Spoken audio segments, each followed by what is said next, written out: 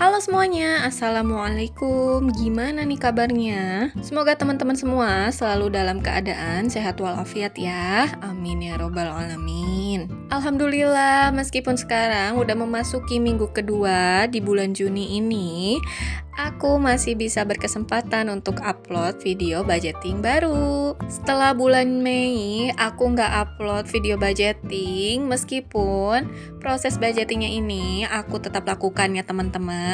Cuma memang kesempatan untuk shoot videonya itu atau isi voice overnya itu aku benar-benar agak keteteran di bulan Mei itu. Semoga video budgeting di bulan Juni ini dapat menjadi motivasi lebih untuk aku biar semakin semangat budgetingnya di bulan-bulan berikutnya. Begitupun dengan teman-teman ya. Amin ya robbal alamin. Ada sedikit bahasan mengenai keuangan setelah di bulan Ramadan dan Lebaran itu.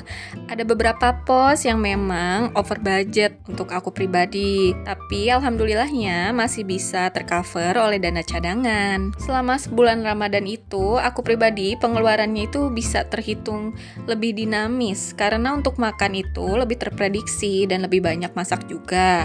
Karena kan sahur dan buka puasa itu waktunya selalu sama ya teman-teman. Jadi di siang harinya itu nggak ada jajan-jajan kecuali kita beli takjil, betul kan? Nah tapi sekalinya makan di luar itu beli-belinya itu lumayan jadi banyak juga. Jadi pengeluarannya bisa lebih besar juga.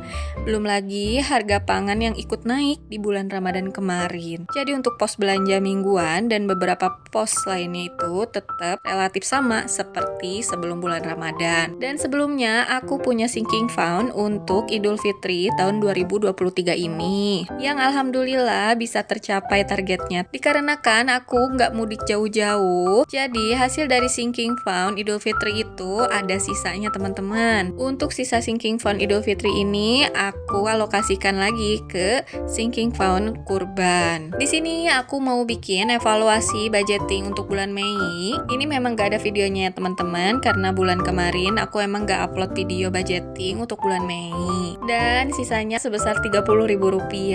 Yang sisanya itu berasal dari pos belanja mingguan, juga pulsa dan kuota. Jadi anggaran yang habis terpakai yaitu sebesar Rp2.970.000. Alhamdulillah. Sekarang kita masuk ke pembuatan budgeting di bulan Juni. Seperti yang kita tahu, bulan Juni ini adalah pertanda untuk masuk tahun ajaran baru.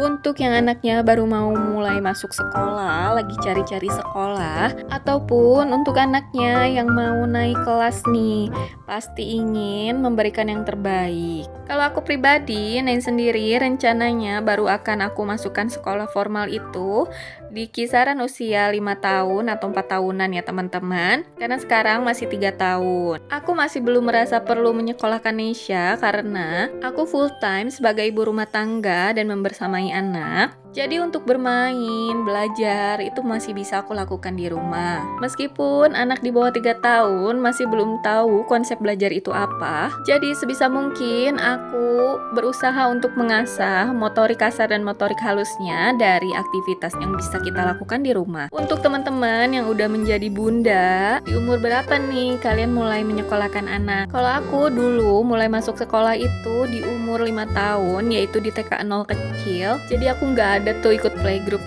kayak gitu. Aku langsung masuk TK 0 kecil, TK 0 besar, dan masuk kelas 1 SD itu di usia 7 tahun. Kalau kalian gimana? Umur berapa nih kalian mulai disekolahkan oleh orang tua kalian? Komen di bawah lagi ya. Untuk biaya pendidikan di zaman sekarang itu emang nggak bisa main-main ya. Bahkan sekarang tuh ada biaya sekolah untuk playgroup dan kober itu setara dengan biaya kuliah. Itu jika kita memang ingin memberikan fasilitas dan lingkungan terbaik untuk anak kita ya teman-teman. Tapi mau dimanapun kita menyekolahkan anak, itu kita memang butuh untuk mempersiapkan biayanya. Bisa dimulai dari mencari informasi sekolah mana nih yang kira-kira mau kita daftarkan untuk anak kita dan berapa nih range biayanya, dan kita di situ bisa tahu supaya kita bisa mempersiapkan kira-kira tahun kapan anak kita mau sekolah dan sebesar apa biaya yang dibutuhkan. Dengan metode budgeting ini atau saving challenge untuk anggaran pendidikan itu sangat membantu banget untuk aku pribadi. Jadi untuk menyisihkannya itu di awal ya teman-teman, bukan menunggu sisa dari akhir bulan. Melakukan metode budgeting ini sejujurnya itu karena aku memang merasa kesulitan mengatur keuangan. Jadi bukan karena aku bisa mengatur keuangan makanya aku bikin budgeting,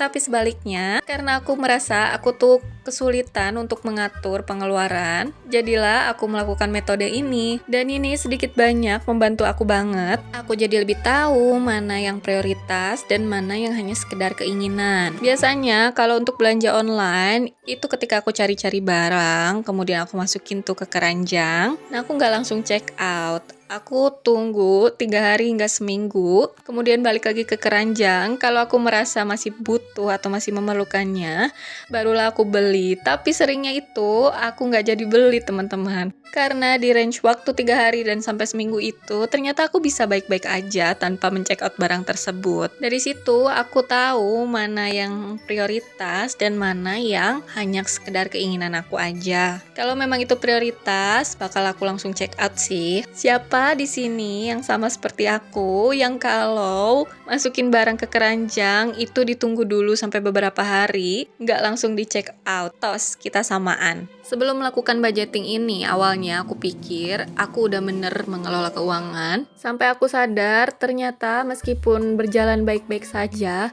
tapi aku nggak punya untuk dana darurat atau dana cadangan gitu loh teman-teman. Jadi habis terpakai aja. Dan setelah melakukan budgeting ini, ternyata itu lebih memudahkan aku untuk mendistribusikan keuangan sesuai peruntukannya. Template-nya masih sama di bulan Juni ini. Yang pertama ada giving, yaitu untuk orang tua dan sedekah. Nominalnya aku skip ya. Yang kedua ada saving, untuk tabungan utama. Tabungan pendidikan, itu aku sistemnya auto debit yang jatuh tanggal ya teman-teman. Kemudian dana darurat sebesar Rp150.000. Lalu ada sinking fund sebesar Rp350.000. Pernah ada momen dimana aku sadar kalau ternyata aku itu kesulitan untuk mengelola keuangan teman-teman. Dan itu terjadi udah sangat lama sekali ketika aku masih SMP. Itu seminggunya Rp25.000 sekitar tahun 2006 sampai 2009. Dan aku mencatat semua pengeluaran di setiap harinya. Sampai punya satu buku isinya catatan pengeluaran aku di setiap harinya. Sampai 100 perak pun aku catat teman-teman. Terus aku rata-ratain pengeluaran setiap harinya itu berapa. Ketika pengeluarannya itu sudah banyak di hari ini, berarti besoknya itu aku harus lebih berhemat lagi. Dan begitu seterusnya. Sadar karena nggak bisa mengelola keuangan, makanya aku juga sadar butuh melakukan hal ini. Untuk teman-teman yang punya alasan yang sama denganku, memulai budgeting karena memang nggak bisa mengatur keuangan, bukan karena bisa, yuk sama-sama kita saling menyemangati. Semoga ikhtiar kita ini membawa kebaikan untuk kita dan keluarga kita ya teman-teman. Dan semoga Allah selalu memudahkan dan melimpahkan rezeki untuk kita semua. Amin ya robbal alamin. Sekarang kita masuk ke living.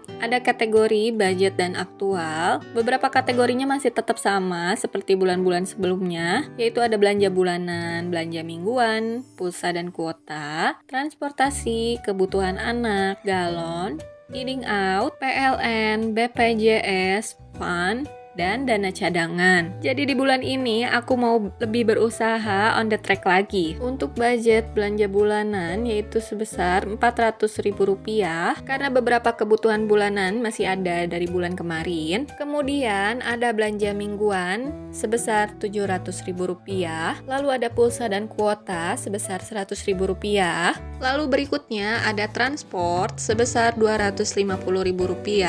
Kebutuhan anak sebesar Rp200.000, galon sebesar Rp100.000, eating out sebesar Rp350.000, PLN dan BPJS itu adalah nominalnya tetap setiap bulan, yaitu untuk PLN kalau sekarang menjadi Rp150.000 dan BPJS sebesar Rp300.000. Untuk fund sebesar Rp250.000 dan yang terakhir yaitu dana cadangan sebesar Rp150.000. Jadi total anggaran untuk bulan Juni ini yaitu sebesar Rp2.950.000. Alhamdulillah. Sebenarnya memang ingin banget konsisten konsisten untuk upload video di YouTube ini. Tapi kalau aku terus-terusan ngonten, itu ada yang harus dikorbankan, yaitu anak dan pekerjaan rumah mungkin. Dan aku nggak suka hal seperti itu. Jadi untuk sekarang, aku masih usaha untuk konsisten upload video budgeting untuk setiap bulannya aja. Kalau misalnya teman-teman ada saran atau masukan untuk video berikutnya, bisa komen di bawah ya. Di sini aku mau mulai isi sinking fund dan saving challenge.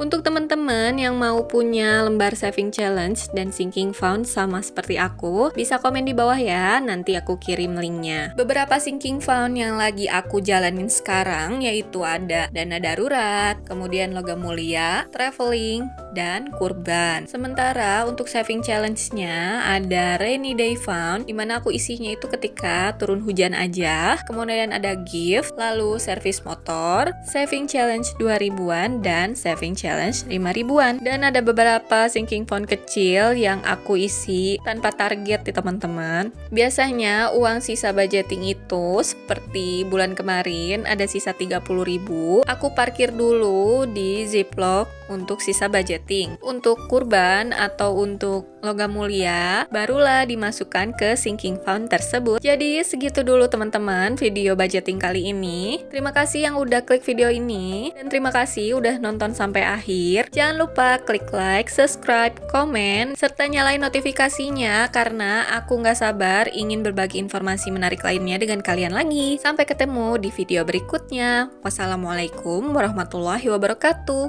Hatur nuhun.